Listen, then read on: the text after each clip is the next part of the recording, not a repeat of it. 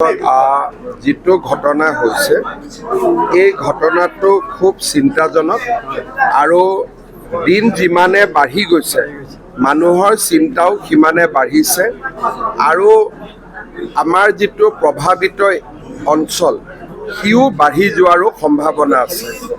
মানুহে ঘৰত যাব পৰা নাই, মূল্যৱান বয় বস্তু ক্ষতি হৈছে, খেতি পথাৰৰ ক্ষতি হৈছে, তেল ওলাইছে।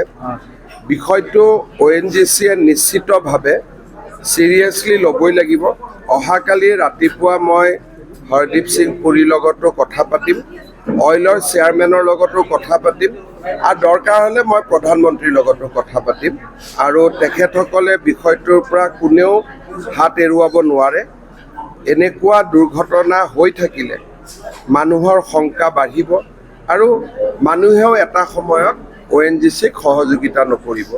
সেইকাৰণে গোটেই বিষয়টোৰ ওপৰত মই নিজে আহিছোঁ, মই নিজে ৰাইজৰ লগত কথা পাতিছোঁ, ৰাইজৰ দুখৰ বুজ লৈছোঁ আৰু অহাকালিৰ পৰা মই চেষ্টা কৰিম আৰু আপোনালোককো সময়ে সময়ে আমি জনাই থাকিম যি ধৰণে ONGCয়ে ব্যৱস্থা লৈছে বা ল'ব খুজিছে।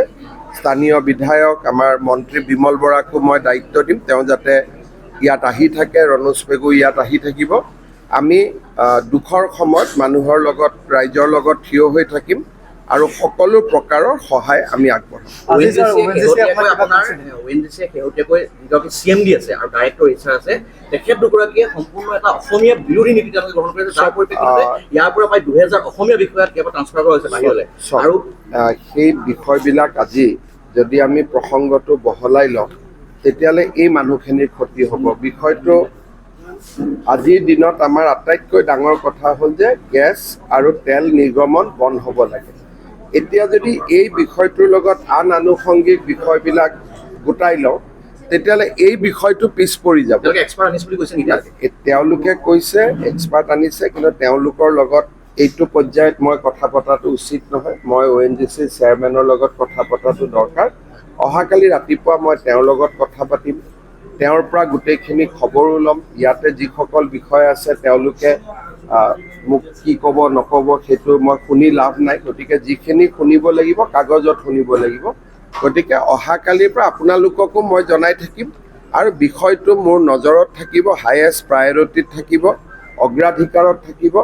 দুখৰ সময়ত ৰাইজৰ লগত আমি থিয় হৈছোঁ।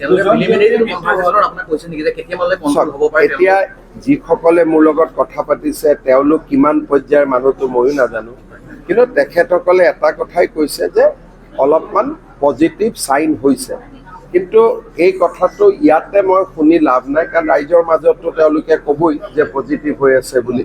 কিন্তু আচল কথাখিনি অহাকালি ৰাতিপুৱা মই গোটেই খবৰ ল'ম আৰু বিষয়টোলৈ দৰকাৰ হ'লে মই প্ৰধানমন্ত্ৰীৰ লগত নিজে কথা পাতিম।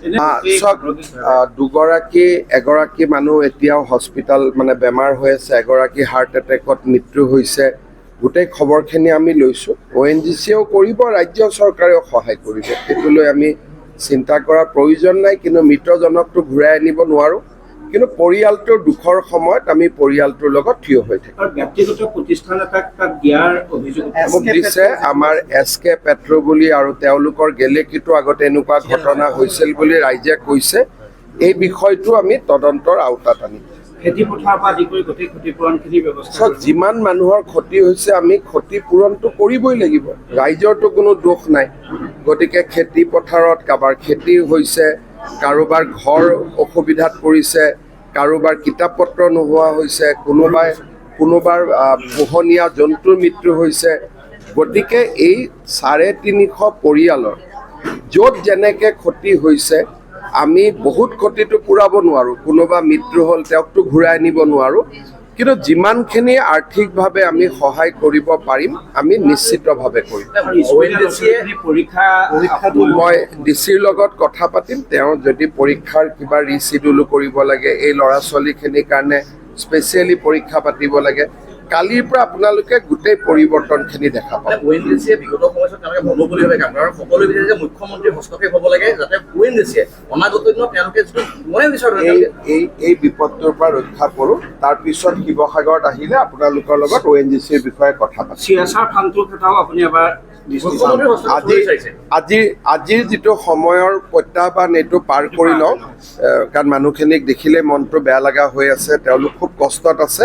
এখেতসকলক বিপদটো ৰক্ষা কৰি তাৰ পিছত আমি এবাৰ বহিম আপোনালোক। যিকোনো খবৰৰ বাবে যোগাযোগ কৰক 7099017330 লগতে 7099017110 নম্বৰত।